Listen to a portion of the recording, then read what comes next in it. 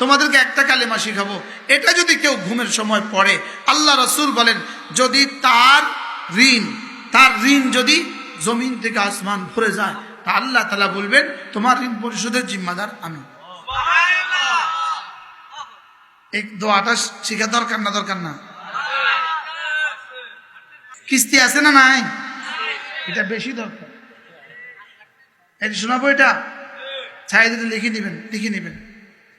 اللهم رب السماوات ورب الأرض ورب العرش العظيم ربنا ورب كل شيء فالق الحب والنوى ومنزل التوراة والإنجيل والفرقان أعوذ بك من شر كل ذي شر أنت آخذ بناصيتي أنت الأول فليس قبلك شيء وأنت الآخر فليس بعدك شيء وأنت الظاهر فليس فوقك شيء وأنت الباطن فليس دونك شيء اقض عني الدين واغنني من الفقر سبحان الله رواه البخاري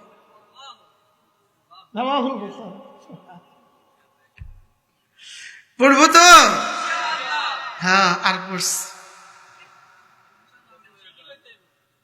হে আল্লাহ, আপনি সাত আসমানের রব, আপনি সাত জমিনের রব, আপনি আরশ আজিমের রব, আপনি সব কিছুর রব, আপনি আমারও রব।